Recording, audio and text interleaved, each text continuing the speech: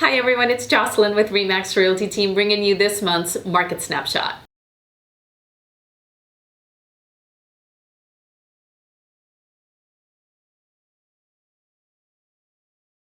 Cape Coral activity. Prices appear to have stabilized and appear to have returned towards more typical seasonal trends. While challenges remain for today's buyers and would-be sellers, there's hope and growth in the data. Year-over-year prices and month-over-month have been down in 2023. Much of that is due to a deceleration of entry points. Buyers are beginning to accept the rising mortgage rates as today's new normal, along with the end days of unprecedented interest rates. Sellers that adhere to the market conditions of today are witnessing days on the market and list to sales ratios in their corner.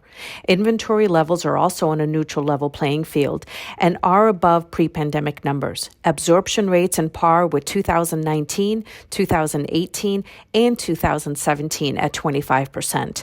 The most significant findings are in the distressed market, which stands at 0, below market levels.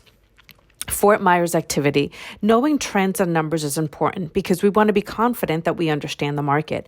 And so when buyers and sellers come and talk to us from a position of confidence and not speculation or emotion, we're seeing that normalization show up in demand. Prices are neutral year over year, yet on the positive trend when looking at month over month. Now, what can we expect throughout the third quarter and into the fourth? Normalization remaining in prices, a return of seasonality, a slight slowdown during the fall, and an uptick during the winter months. North Fort Myers activity. Freddie Mac conducted a survey of buyers and sellers, and what they found was that 18% of Americans said that they would be likely to buy a home in the next 6 months. That survey took place in May. A clear indication that for a lot of Americans today, the desire to buy a home is very much on the front burner, in part because of life changes, circumstantial changes, and in many respects, a desire to move on from a very challenging pandemic period. While buyers have more options today than they have in the recent past, sellers are still very much on the driver's seat with the list to sales ratios nearing 99%. Prices will begin to rise again, which will put affordability as a primary challenge for many people if they wait to buy.